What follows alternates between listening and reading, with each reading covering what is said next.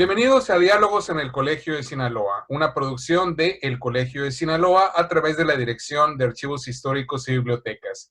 Nuestra invitada del día de hoy es la doctora Alejandra Gómez con el tema Los símbolos religiosos en el cine mexicano, desde el cine mudo hasta la década de los años 50.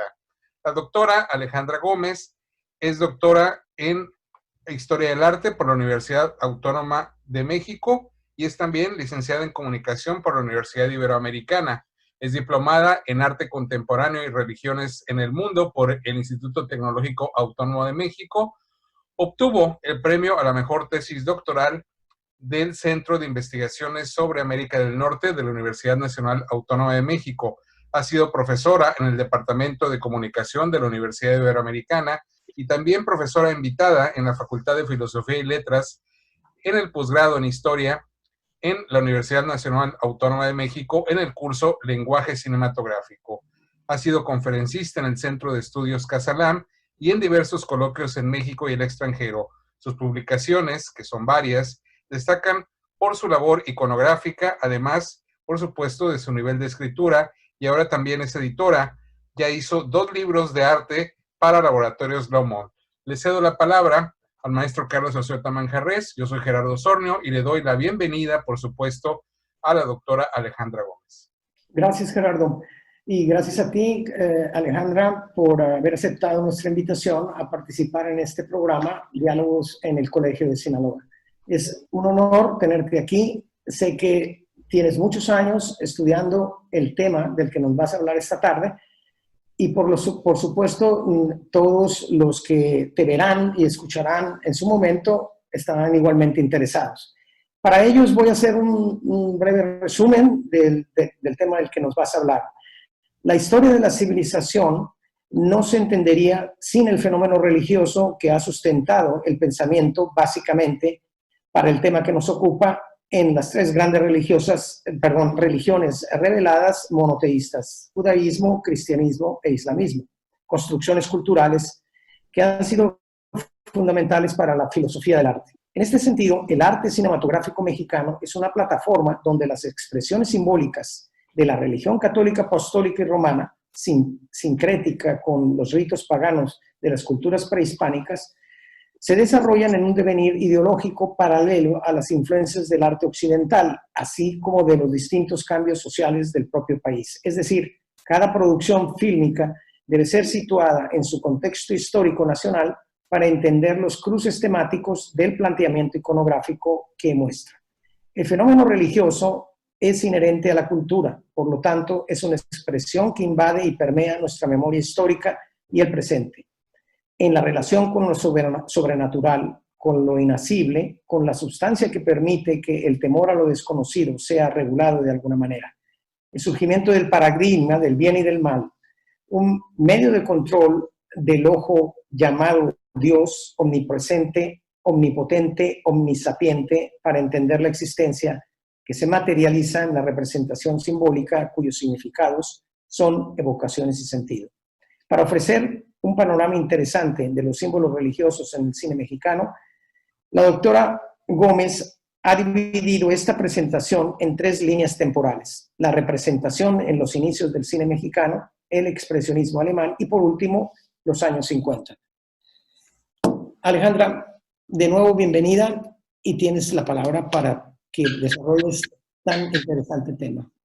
Muchísimas gracias. Gracias al antropólogo tú, Carlos Azueta Manjarrés, Gerardo, al Colegio de Sinaloa y a todos los que quieran escucharlos. Muchas gracias de verdad por esta invitación. Este es un proyecto que ya estamos configurándolo como el siguiente libro de arte. Y la verdad es que ha sido un trabajo apasionante y bueno, estamos ya en esta etapa todavía de la consolidación porque es un tema muy, muy amplio. Entonces vamos a, como dijiste bien, a llegar justo antes de la etapa de Buñuel y ya esa sería, bueno, la siguiente plática si es que nos vuelven a invitar. Claro que sí. Entonces, estamos hablando de los símbolos religiosos en el cine mexicano. ¿Por qué en el cine? Que es, bueno, mi tema de estudio.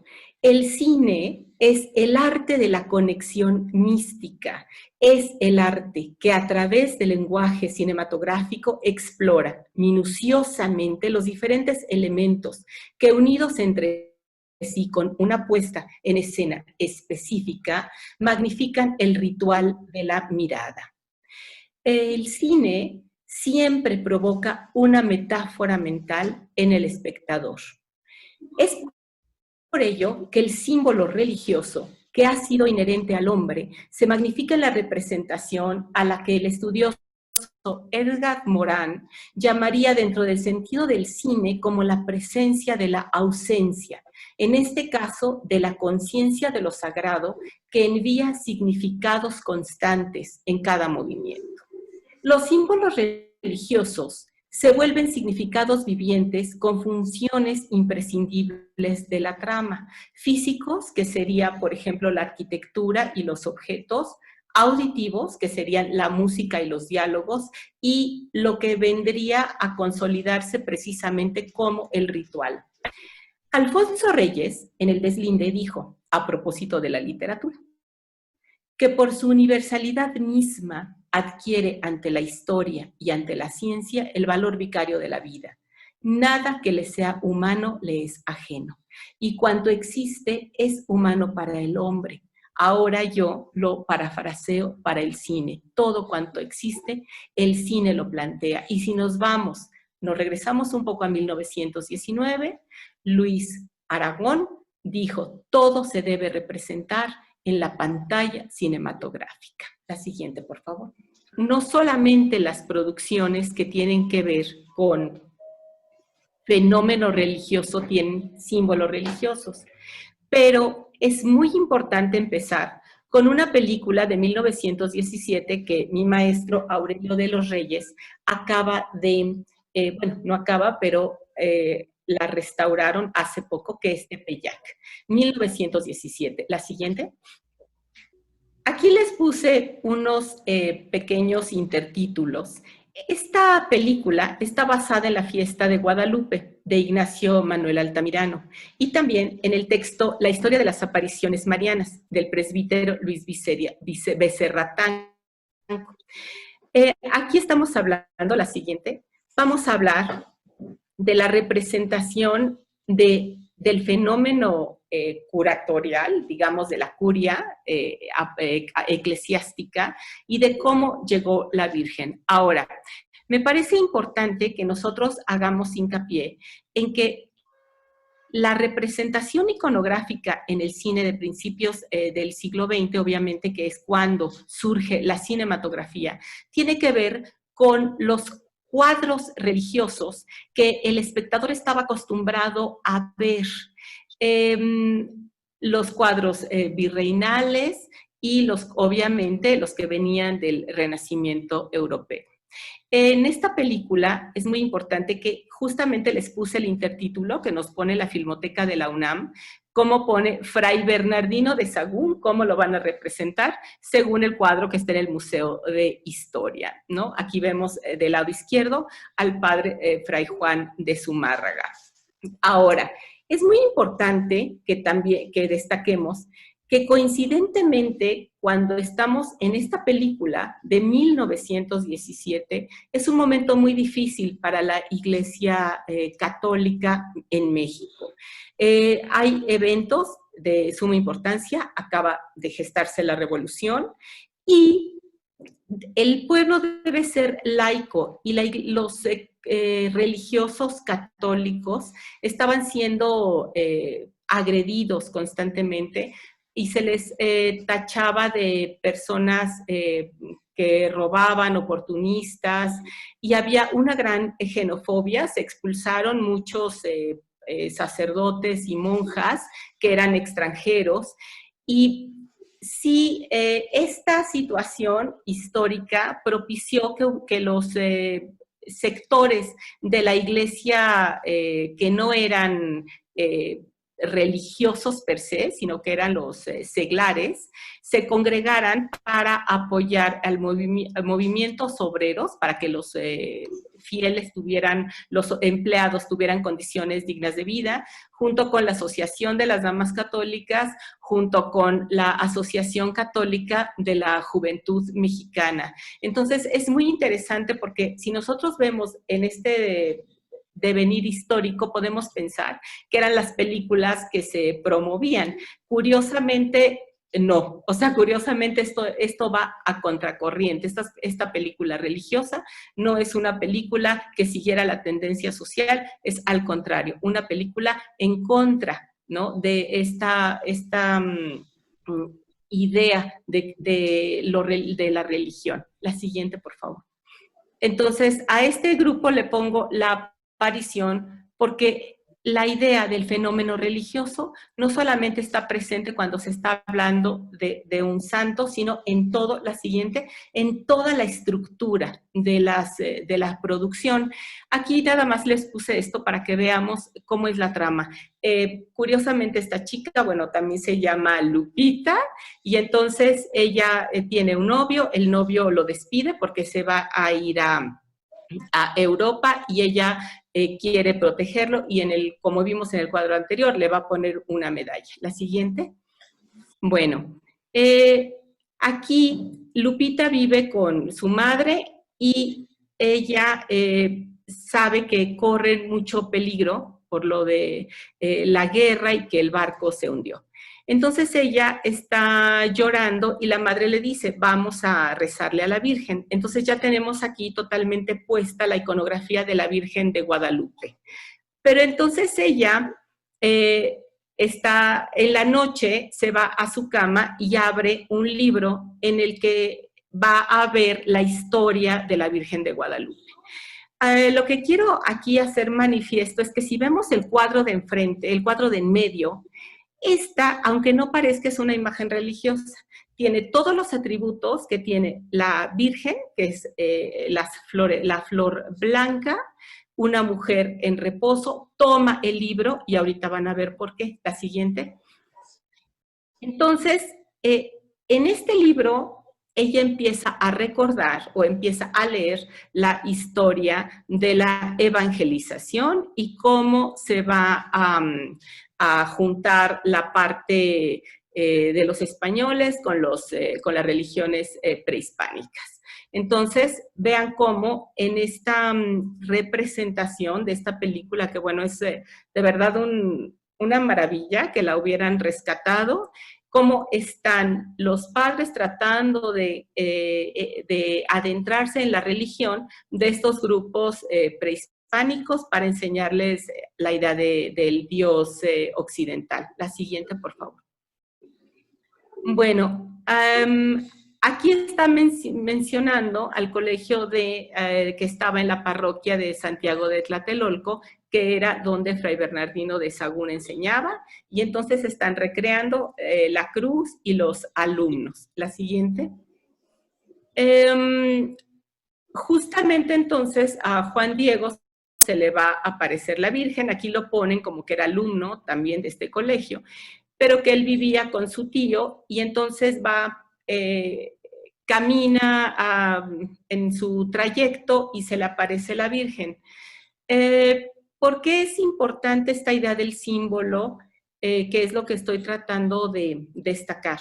El símbolo de la cruz en esta producción aparece ya como un símbolo estático de piedra y el indio, Juan Diego, aparece revitalizado por la imagen femenina. Y si vemos desde que empieza la película, también tenemos a una imagen femenina de cierta época, o sea, es la figura de la mujer. Juan Diego entonces obedece, ¿no?, lo que le dice la aparición, aunque él se asusta, pero veamos, aquí no vemos porque no estoy pasando un clip, sino que todo se lo estoy poniendo en fotografía fija, pero él viene obedeciendo lo que la Virgen le dice, la aparición le dice que tiene que ir a ir con el obispo. Aquí no se ve, pero en la película él llega, camina, se sigue y pasa la piedra de la cruz de un lado y algo le dice, ay, me equivoqué, se regresa y toca la piedra, pero ya, y después se hinca, que es la última fotografía que tenemos acá. En este sentido quiere decir que ya el símbolo de la cruz no está siendo a lo que responde el individuo que él está respondiendo a un símbolo totalmente vivo, que es la mujer que se le está apareciendo. La siguiente.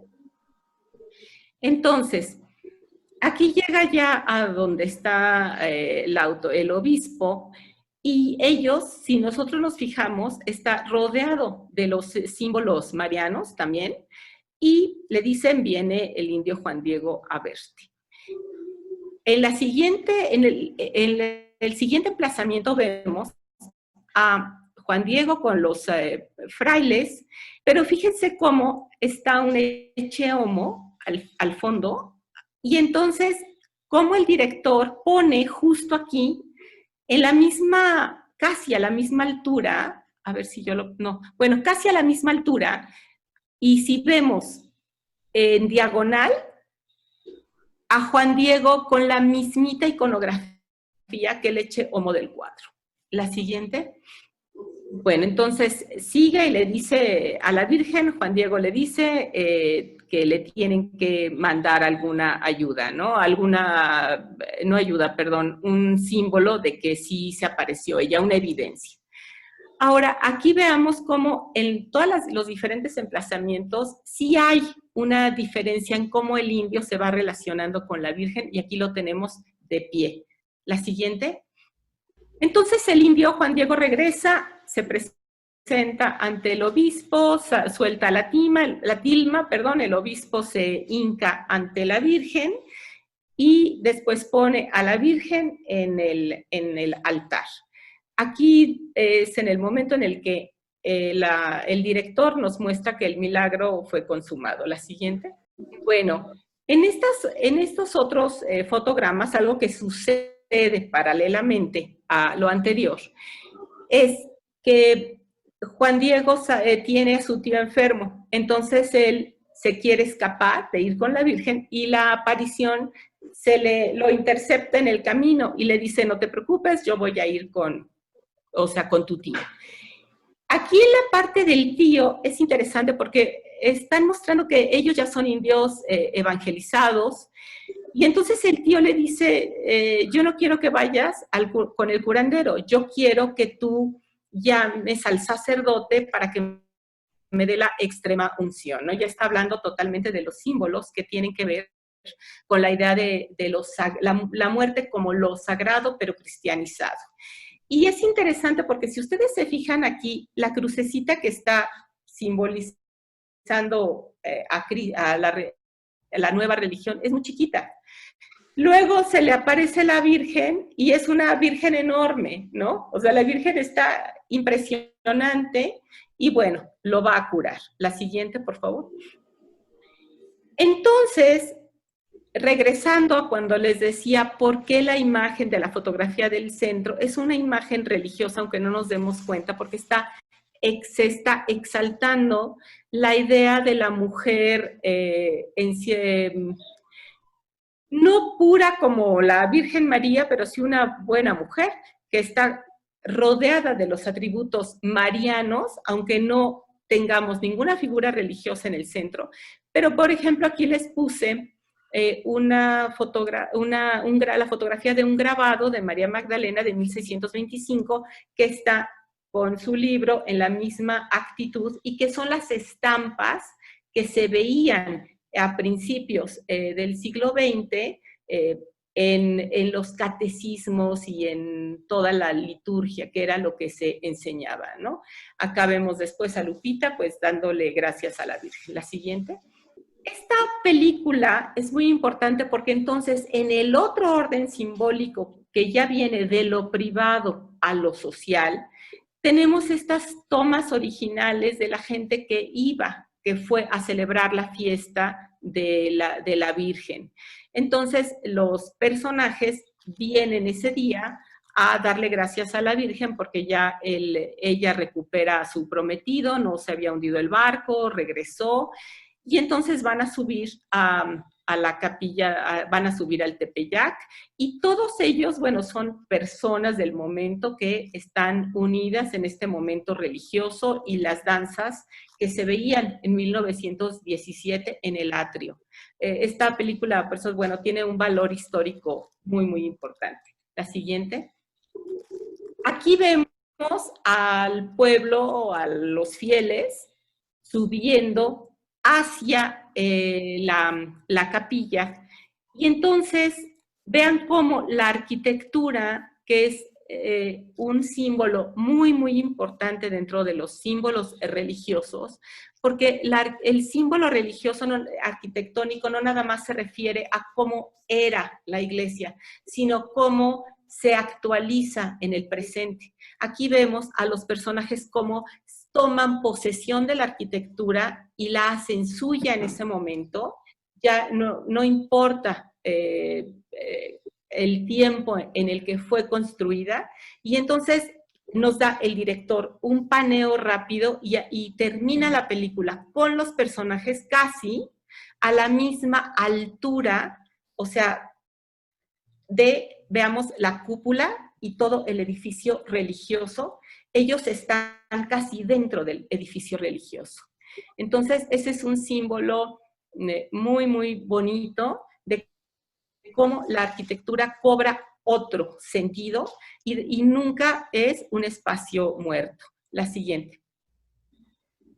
Bueno, eso es en Tepeyac. Nos vamos a la primera película hablada mexicana, que es de Antonio Moreno, de 1932, Santa. Santa no es una película religiosa. En Santa, de hecho, creo que nunca se menciona a la Virgen. No obstante, mi leitmotiv de este apartado es la pecadora redimida.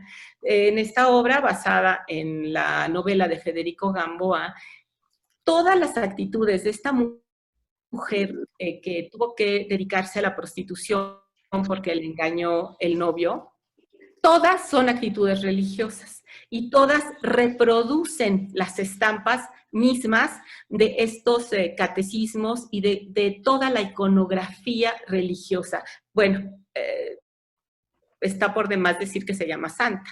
La siguiente. Veamos, por ejemplo, cuando abre la película, para introducir los créditos, es curioso porque Antonio Moreno lo pone como el librito, ¿no? Entonces dice Santa Federico Gamboa. Y si vemos, aquí les puse esta estampa de un catecismo que circuló en los primeros años del siglo XX en México. Cómo está siempre el Espíritu Santo. Inmediatamente vemos a Santa con Hipólito y la paloma, ¿no? La siguiente.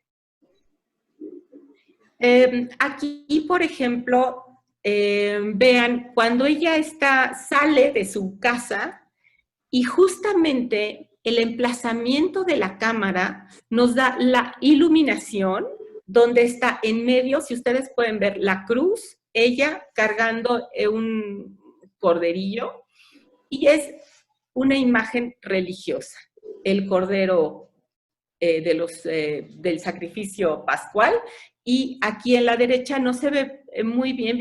Esta película, sí, ya las fotos no salieron muy bien, pero vean cómo la iluminación, cómo el director dice, ¿dónde ilumina la cruz? El rostro de ella, y está acariciando a este cordero, que finalmente es el cordero del sacrificio. La siguiente.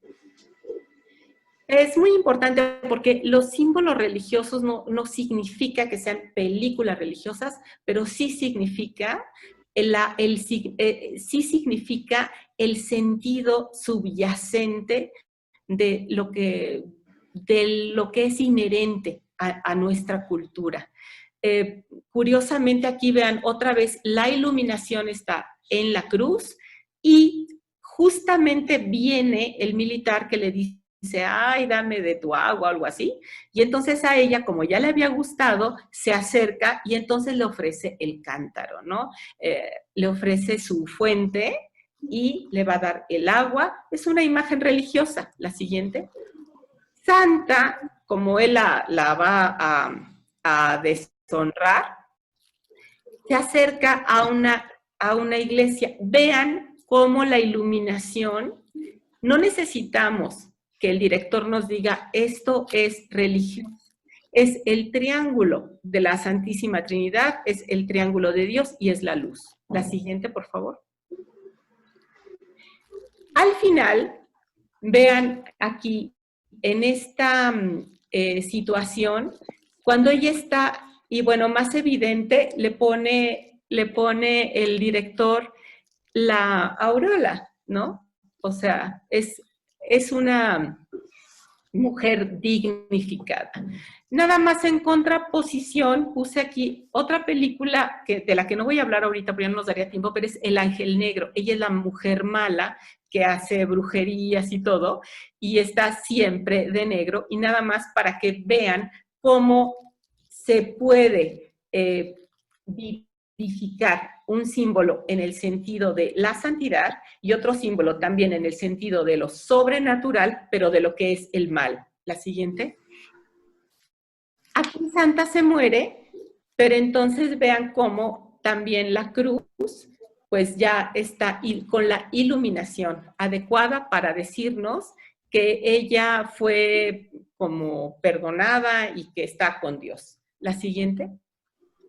Bueno, ahora, una película muy importante en la historia del cine mexicano es Dos monjes, de Juan Bustillo Oro, con la fotografía de Agustín Jiménez.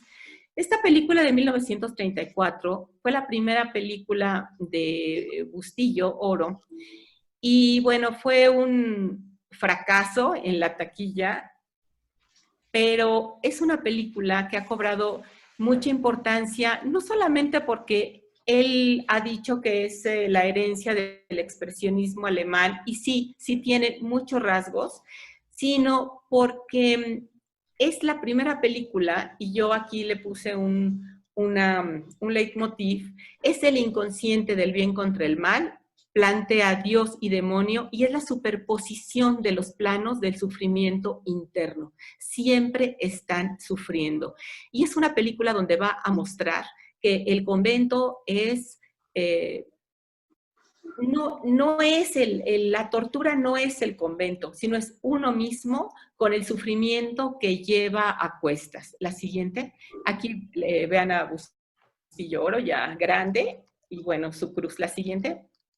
Bueno, esta película trata entonces de dos monjes que son Javier y Juan, o sea, es la lucha son dos hombres. Javier está de fraile y vive en un tormento eterno, y la película empieza con todos los monjes diciendo no al diablo, odiamos que se vaya Satanás, que se vaya Satanás. Todo obviamente en este ambiente que retoma del expresionismo alemán, donde todas las figuras, los espacios arquitectónicos se deforman y son como figuras dantescas. No hay una lógica en la proporción de los espacios y todo es oscuridad con haces de luz. Bueno, todos los monjes se están torturando, y vean aquí, inmediatamente vemos a un monje que va a inclinarse, y lo que quiero que vean aquí, por eso saqué esta fotografía, abajo en el hábito hace una mandorla. Esta idea de que ningún elemento en el cine es casual, todo tiene una función específica. Entonces, inmediatamente nos está remitiendo al espacio simbólico de lo sagrado y de cómo nos vamos a encontrar con Dios. En la fotografía de la derecha es cuando todavía no era monje Javier, que es el de la izquierda, y posteriormente, bueno, Juan también se va a hacer monje. La siguiente. Javier está en agonía. La siguiente. En esta agonía, él decide entrar a este lugar donde cree que su conciencia va a expiar. La siguiente. Otra vez esta fotografía del monje, y les puse estas otras dos de la iconografía conocida, de cómo retoma y cómo es la influencia de estas representaciones en el cine. Vean, por ejemplo, la de la derecha, cómo es un cuadro renacentista, o sea, está la luz que incide sobre el monje con su prior. La que sigue, ahorita les sigo contando la trama. Están ahuyentando al demonio, la que sigue. Y bueno, entonces aquí Javier le cuenta, antes, cuando vimos que está con el prior, Javier le cuenta al prior y le dice que está atormentado, ¿no? Y el hombre le dice, bueno, pues dime por qué. Entonces él empieza a contar su vida y le dice que cuando él era joven, él estaba enamorado de Anita y que estaba muy contento porque se iba a casar. Él era un músico, un pianista. Pero él era un pianista como fracasado y siempre estaba melancólico y además siempre estaba enfermo. En los diálogos le dicen tísico, ¿no? Una especie de como de tuberculoso, ¿no? De tuberculosis. Vean aquí, sí, efectivamente en el expresionismo alemán se toma mucho estas retículas y así las toma Bustillo Oro. Nada más que vean lo que pasa a continuación, la siguiente, por favor. Lo que hace Bustillo Oro es decir, ok, ya tenemos nuestra retícula y se mete a detalles específicos de esta retícula para mostrarnos la cruz, que simboliza entonces la penuria, y también una cárcel.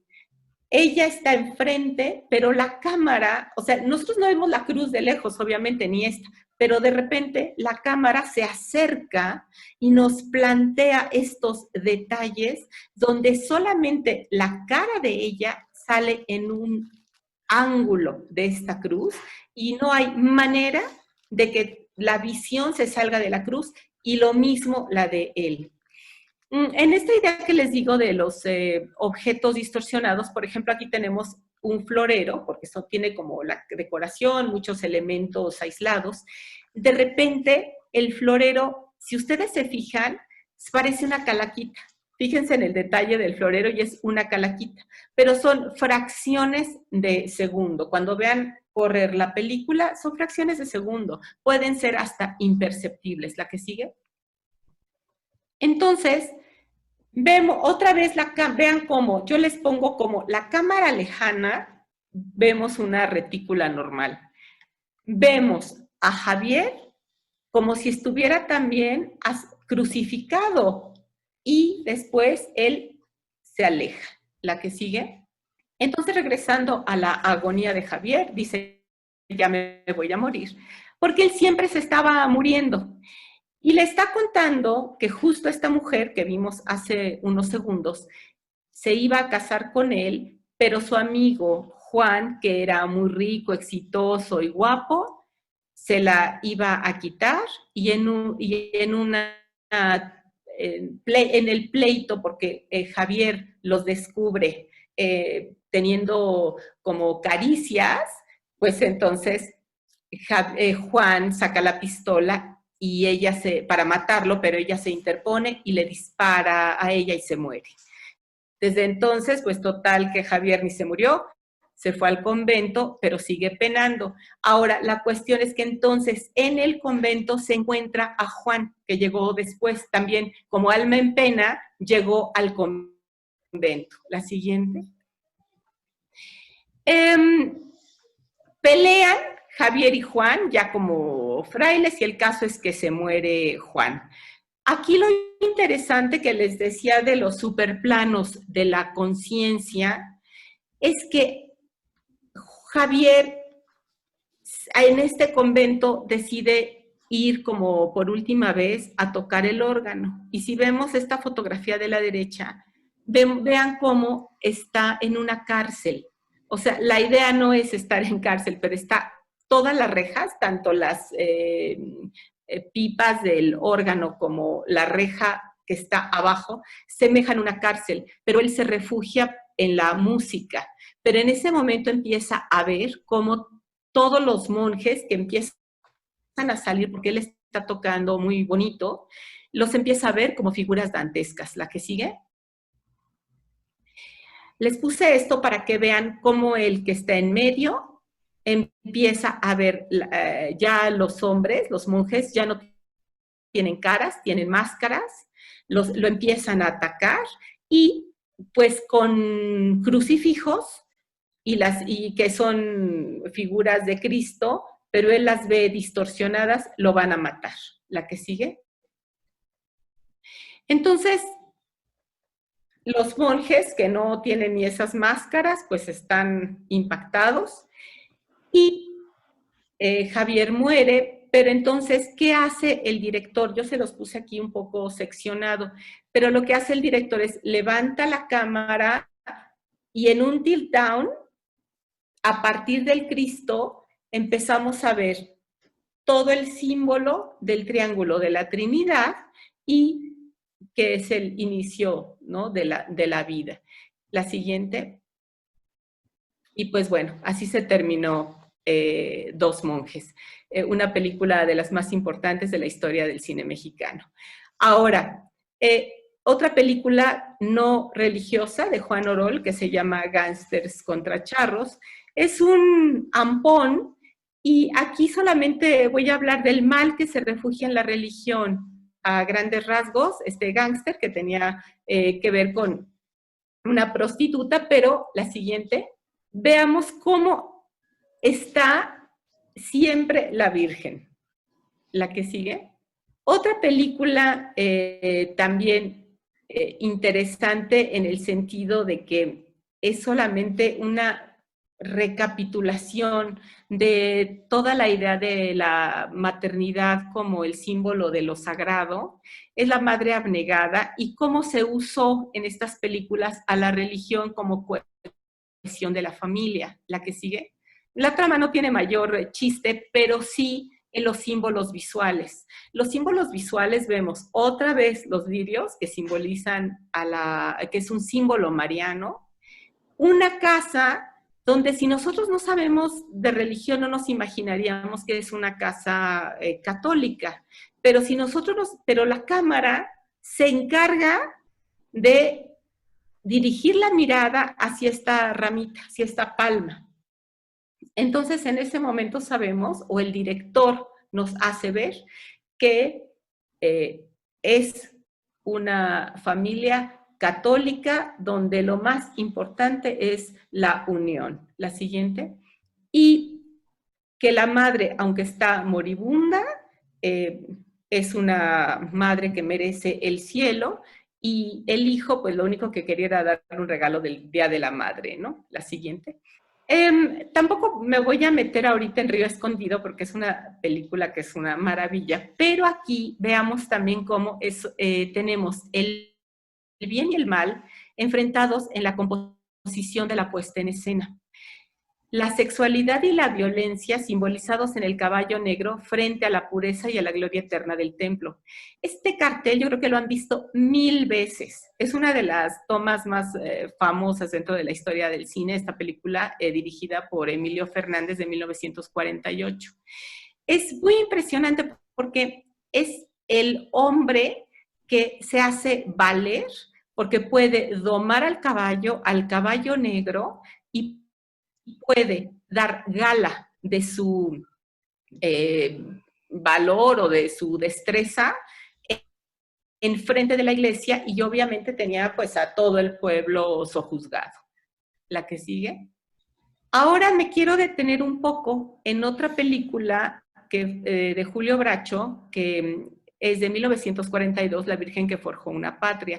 Es una película con una estructura muy parecida, curiosamente la de 1917, la que viene, por favor. Aquí vemos cómo se le da valor a la iconografía del sacerdote. Aquí vemos a Domingo Soler como padre, que es el que va a juntar, a cohesionar al pueblo. Ahorita la que sigue, por favor. Y empieza justamente, Domingo Soler está cuando nuevamente, cuando se regresa a la parte cuando estaban evangelizando, la otra. Y entonces empiezan con historia de Hidalgo. La que sigue. En los últimos fotogramas de esta película de la Virgen que forjó una patria, sí se ve una idea un poco maniqueísta de cómo el pueblo va a seguir al cura, y la idea de que el cura está en su caballo blanco con el estandarte de la Virgen en una superposición, pero bueno, se me perdió, pensé que la tenía, perdón. Bueno, ahora vámonos con Enamorada. Enamorada es una película de la Revolución y tampoco es una película religiosa. No obstante, hay pocas películas con más símbolos religiosos que Enamorada. También de Emilio Fernández, la siguiente.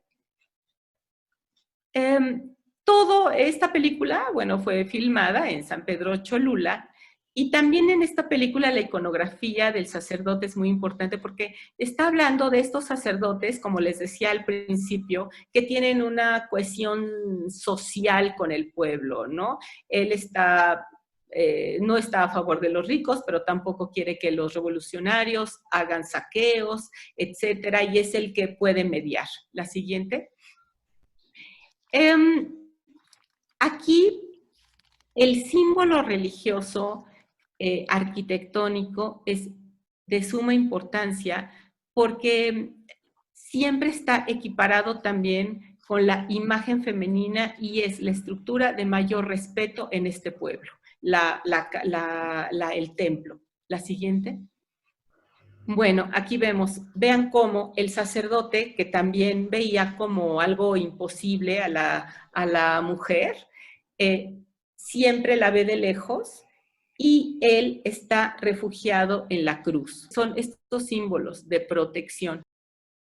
Ya les había mencionado que el director escogió el templo del siglo XVII, San Francisco de Asís Acatepec, un ejemplo del barroco mexicano. Y con la cinefotografía magistral de Gabriel Figueroa, resalta la majestuosidad y la fastuosidad del arte barroco mexicano. En este sentido, en ambas secuencias, vamos a observar cómo el lenguaje cinematográfico nos adentra en el mundo simbólico de la religión católica apostólica romana. El juego de luz y sombra atañe al alma, al juego en el que el alma cristiana siempre se ve inmersa, siempre está entre la tentación y la iluminación. Es apasionante. Veamos entonces aquí en este primer video cómo Pedro Armendáriz, en el papel del general Juan José Reyes, llega al imponente templo. Veamos cómo camina por la vía sacra de esta iglesia y entonces en su arrogancia ve hacia la izquierda y ve a un hombre hincado, un hombre que no tiene rango militar, un hombre como él, en el sentido del género, y entonces tiene el impulso de hincarse y quitar las espuelas. Este símbolo es muy importante porque al quitar las espuelas está quitando el símbolo de la supremacía masculina, el hombre a caballo.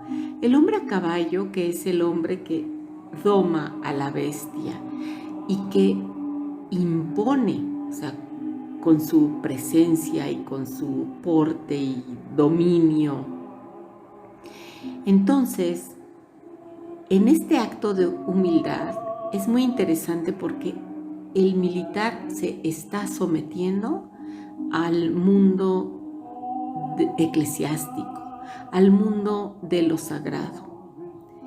Entonces, en la medida en la que él va caminando por esta vía hacia el altar, la cámara subjetiva de Gabriel Figueroa nos está relatando lo que él está viendo pero es más que ver, es lo que el personaje introyecta en su ser más íntimo, en esta lucha con lo material para asir lo más trascendental, que sería el sentir vivencial de la pasión absoluta por la figura femenina.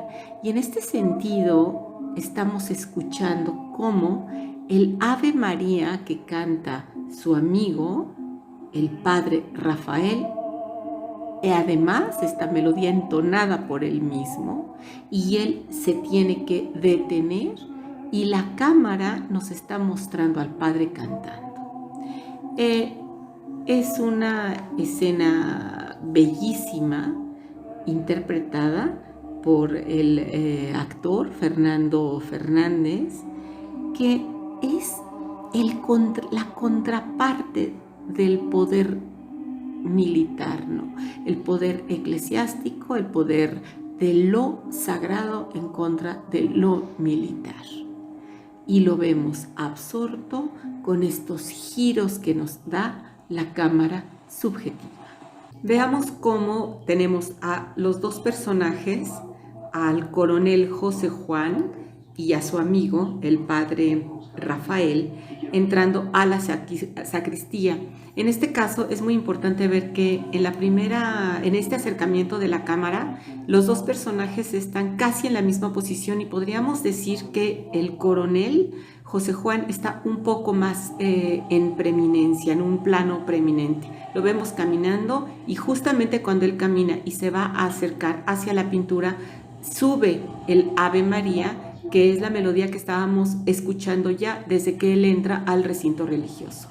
Vemos cómo se acerca detenidamente y justo es curioso, pero menciona el nombre del pintor, Nicolás Rodríguez Juárez. Nicolás Rodríguez Juárez es un pintor novohispano, bisnieto de Luis Juárez y nieto de José Juárez.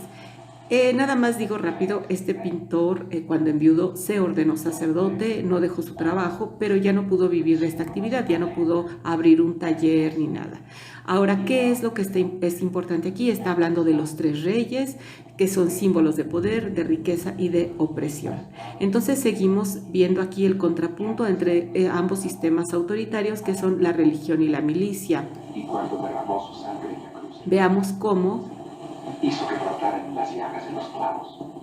Él está en primer plano y él tiene toda la iluminación sobre su rostro y sobre sus atributos militares.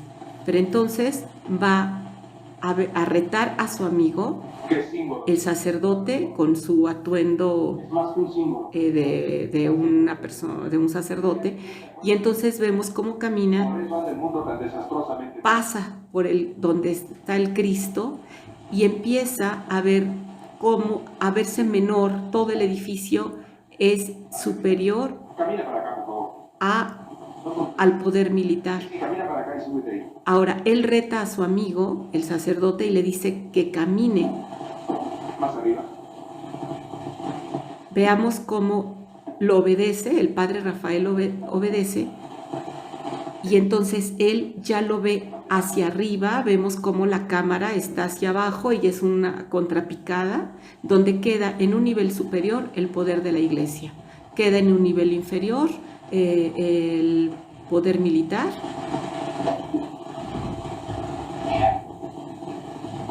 Y entonces le empieza a decir que él quiere que le diga quién es esa mujer, cuando justamente él ya está sintiendo o siendo sometido al poder. ¿Y tú no sabes quién es ella? Sagrado.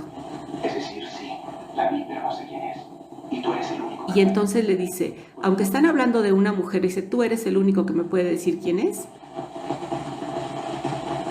El padre, que también aquí ya lo vemos en un primer plano, cómo adopta la supremacía del conocimiento y del poder, que eso es muy interesante. Ya José Juan está en una posición de humildad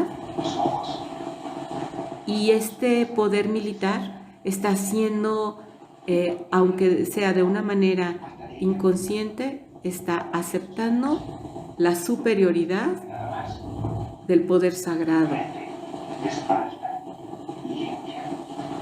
Pues si nos vuelves a invitar, Buñuel, podemos empezar con Buñuel otra sesión. Muchas Gracias. gracias. Tenemos preguntas para ti, Alejandra. Pues Y yo creo que también Gerardo, ¿verdad? Porque Gerardo es un cinéfilo, una persona que está siempre muy al tanto del acontecer cinematográfico. Gerardo, si quieres. gracias, Gerardo. Claro que sí, gracias. Bueno, yo comenzaría primero que nada, agradeciendo a la doctora su exposición. Creo que nos aclara muchísimas cosas. A mí en lo particular me pone a pensar sobre la filmografía del Indio Fernández, ¿no? Tan irreverente en muchas cosas como, por ejemplo, en este último video que vimos, cómo el subconsciente lo mueve a reflejar mucho de lo que de alguna u otra manera a la mayoría de los mexicanos nos han dado como cultura, ¿no?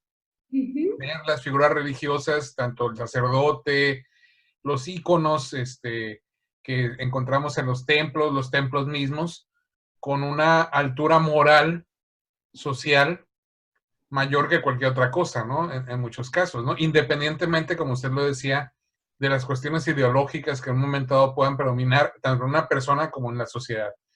Yo le quería preguntar, es esta etapa que usted eligió, que va del cine mudo hasta la década de los años 50, fue preponderantemente muy religiosa en el sentido de la muestra de los íconos religiosos como los que acabamos de ver, o fue algo circunstancial? ¿Tuvo que ver el hecho de que era un México muy religioso todavía, más que en la actualidad, o simplemente fue una cuestión circunstancial que los directores, a veces quizá por cuenta propia, en muchas ocasiones, como usted lo ha señalado, sin voluntad, sin estar conscientes de ello, lo plasmaron? ¿Y se reflejó la época o fue algo meramente fortuito? ¿Cómo lo considera usted? Mira, yo escogí esta temporalidad en primer lugar por escogiendo el parteaguas básico con Luis Buñuel, pero también el paradigma anterior sería la década de los años 30 con Dos monjes. Es difícil generalizar en cuanto a la idea de la religiosidad, porque ha habido décadas, y especialmente la de los años 30, en las que la sociedad mexicana era más liberal. Justamente cuando tenemos Dos monjes y que además acaba de ser la Guerra Cristera. No puse ninguna película a propósito de la Guerra Cristera porque se hicieron posteriores y estos son como movimientos tangenciales que sí se ven en la cinematografía, pero no tan claramente como estas películas, como estos otros elementos en estas películas. Pero a pesar de que tuvimos la revuelta cristera, terminando la revuelta cristera, la sociedad mexicana no era tan conservadora como nosotros creemos y que fue justamente cuando tenemos a Dos monjes. Entonces, el conservadurismo religioso mexicano tiene vaivenes. Gracias o debido al hostigamiento gubernamental hacia las estructuras religiosas, estos grupos laicos tuvieron una actividad muy dinámica y entonces sí estaban luchando por tener ciertos espacios, pero curiosamente la sociedad no era tan conservadora como se ha creído. Y como vimos, por ejemplo, en Tepeyac, que es una película totalmente transgresora, pero si la vemos con ojos de hoy, pensamos que es una película que sigue, pues porque México era más religioso en el pasado. No era así.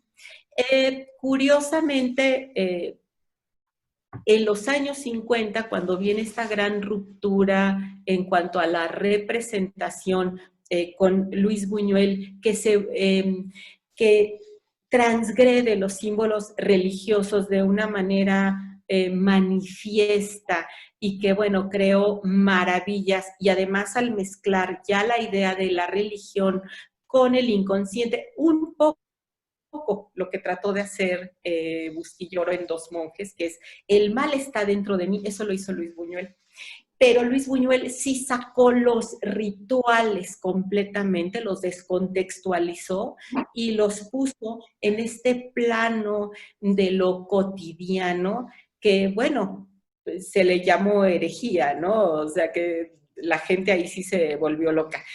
Pero como son estas etapas, estos ires y venires, lo más fácil, por ejemplo, para la estructura que tenemos pensado con el libro, que lo voy a hacer con Eric, que aquí está, pensamos que era lo más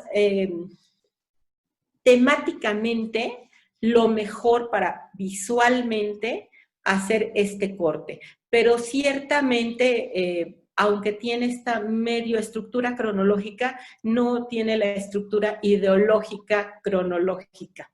Hay muchos recovecos que en el libro espero que los podamos resolver y plantear de todo lo que se ve por debajo, ¿no? Todo lo que está, lo que subyace en la ideología de todos estos años. Lo que sí vemos y que ya después va desapareciendo es la idea de cómo el cine tiene que retomar, porque pues obviamente si el cine acaba de inventarse y es un lenguaje nuevo, pues entonces, ¿cómo se tenía la concepción de los íconos religiosos, los cuadros? Toma los cuadros del arte colonial, o sea, ¡pum!, ¿no? Los jala y ya aquí está mi virgen, ¿no? Esa parte sí, por ejemplo, que es muy bonita, que simplemente retoma y resignifica la iconografía visual a la que el pueblo mexicano estábamos acostumbrados, ¿no? Todas las estampas de los catecismos, los cuadros de las iglesias, esa parte va cambiando un poco, pero lo que es importante en esta idea de hablar de significados es que los significados cambian y se van haciendo activos, si no pues quedarían simplemente como un edificio viejo. Curiosamente, bueno, tenemos iglesias que las siguen, templos que lo siguen pasando en todas las películas, ¿no? Hasta de los años 60 y todo. Entonces, creemos que como es un proyecto muy ambicioso, terminar con Luis Buñuel y un poquito de los años 60, que ya cómo se vio esa contracultura un poquito en México, ¿no? Y ya. Claro. Yo te quería preguntar, Alejandra, porque en muchos de los fotogramas que nos mostraste a lo largo de tu charla, se ve el manejo de la luz como muy buscado, muy efectista. Quizá de la misma manera en que en su tiempo, en su momento, los pintores barrocos la utilizaron. Subrayar o enaltecer a un personaje o llamar la atención sobre una situación. O ese manejo de la luz en estas películas, ¿tú crees que es un eco de ese manejo que hicieron estos pintores barrocos? Y al mismo tiempo, ¿sí lo crees? ¿O es una coincidencia fortuita? Mira, lo creo porque obviamente el cine es luz, sombra, manejo del espacio. Y a principios del siglo XX, que era lo que se conocía, ¿no? Y creo que sí, la idea de cómo la luz tiene que estar directamente enfocada hacia lo sagrado, porque la luz está relacionada con lo sagrado, ¿no? También que lo sagrado no necesariamente es lo bueno, como lo vimos en la mujer mala, también está iluminada, pero acuérdense que el diablo pues era Luzbel, ¿no? También. Pero sí creo, la influencia de la pintura barroca es fundamental. No hay manera de que no de que no esté así. Por eso, cuando tratan de hacer otros rompimientos, y ya en años posteriores vamos a ver, ¿no? Como otros emplazamientos y todo. Pero al principio sí, porque además, bueno, hacer cine era una complejidad impresionante, lo que a nosotros se nos hace, ¿no? Como normal. Bueno, era un trabajo terrible y podían acabarse, ¿no? Luces, o sea, era muy difícil hacer cine. Sí, es increíble de verdad que tengamos estas joyas como Tepeyac. No puede ser que en 1917, ¿no? Sí. Pero sí, definitivamente, la influencia del arte barroco y la estructura conventual, o sea, obviamente podemos estar en España y obviamente que llegó de Italia, ¿no?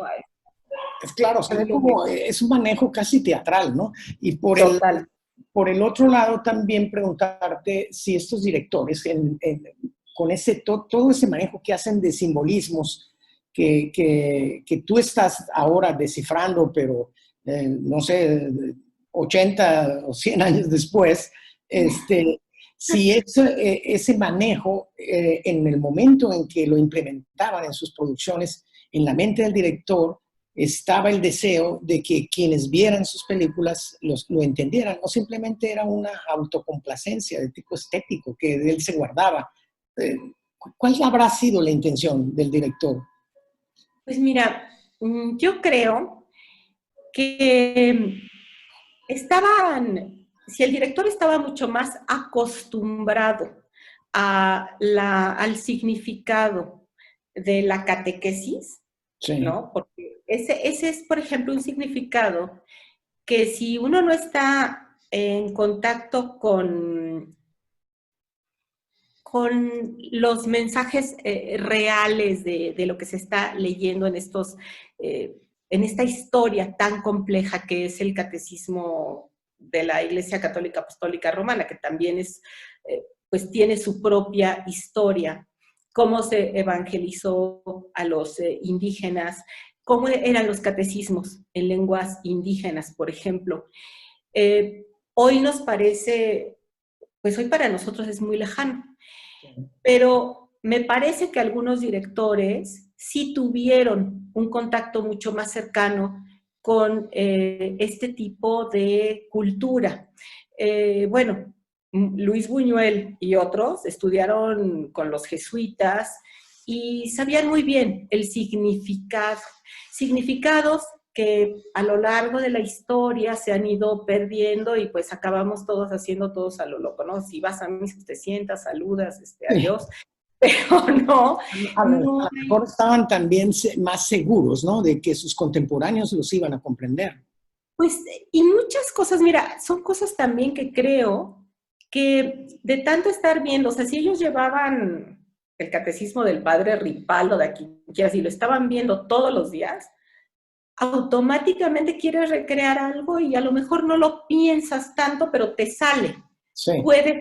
Pero en el cine, como en cualquier otra rama del arte, creo que nada es improvisado. Pocos cineastas han dejado como dictados muy claros de decir, no, yo sí quería que aquí apareciera una mandorla. Yo pienso que es tan obvio que tú no te puedes hincar y que el hábito solito se haga una mandorla, que tuvo que haber sido propositivo. Pero, por ejemplo, Luis Buñuel sí describe muy bien toda su etapa religiosa, describe muy bien por qué quiere la monumentalidad en las escaleras, por qué quiere reproducir ciertos espacios. Creo que a muchos les pasó eso. Y además era lo que estaban acostumbrados a ver. Y creo que eso tiene mucho que ver con la historia de la visión. Estamos acostumbrados a ver y automáticamente reproducimos y luego ya le ponemos algo de nuestra cosecha, ¿no? Pero son estas formas que sí estaban, que eran inherentes de su contexto cotidiano. No, es que yo me quedo con uno de los datos que la doctora nos dio. Jamás me habría imaginado o habría descubierto yo por mi cuenta el simbolismo religioso en alguna película, y menos en Gángsters contra Charros de Juan Orol. Me impresionó ese dato porque pues es una película que ha sido muy, ya no digamos cuestionada, se han burlado mucho de esa película, ¿no? Mucha gente, muchos críticos, pero cuando uno puede ver el cine con la objetividad y con la profundidad que la doctora nos ha permitido verlo en esta ocasión, uno puede descubrir en películas que a lo mejor para muchos pueden ser intrascendentes, hasta fuera de un contexto determinado dentro de una época específica del cine mexicano, pueden tener, digamos, ángulos de estudio y de análisis muy interesantes, y ese sería mi comentario con respecto bueno, muchos de los datos que nos dio, pero ese en especial, a mí en lo particular sí me sorprendió mucho, ¿no? Ese simbolismo en una película de Juan Orol y Gángster contra Charros, pues es una de las películas de Orol que más ha levantado críticas y que, bueno, hay que estudiarlo el cine de otra manera, ¿no? Creo que usted nos ha permitido ver esa posibilidad. Muchas gracias. Sí, yo creo definitivamente, Alejandra, que con tu charla nos llevaste a ver estas películas, nos diste otro nivel de lectura. O sea, quizás podríamos haberlas visto antes sin prestar ni poner atención a todos los detalles que después tú nos has mencionado y descifrado, ¿no? Es como en todo, ¿no? Yo creo, siempre hay distintos niveles de lectura en las producciones cinematográficas, hasta en las mismas series de televisión, ¿no? Porque dependerá mucho de los elementos de background que pueda traer el mismo sujeto que la ve, finalmente, ¿no? Claro, claro. Pues no me queda más que agradecerte esta tan interesante charla que nos has compartido en esta tarde y dejarte la invitación abierta para que en otra ocasión, de manera presencial, nos acompañes en el Colegio de Sinaloa. Muchas gracias. Iremos de manera presencial con Buñuel, si les gusta. Gracias por la invitación. Mucho gusto, Gerardo. Muchas gracias de veras por todo. Nada más me queda agradecer, por supuesto, al Colegio de Sinaloa por permitirme participar en este tipo de producciones. Recordarles que esta es una producción del Colegio de Sinaloa a través de la Dirección de Archivos Históricos y Bibliotecas. Agradecer a la invitada, por supuesto, la doctora Gómez, que el día de hoy nos ilustró muchísimo sobre el simbolismo religioso en el cine mexicano, específicamente en la época del cine mudo hasta 1950. Gracias también al maestro Carlos Azueta Manjarres. Yo soy Gerardo Sornio y lo esperamos en una próxima ocasión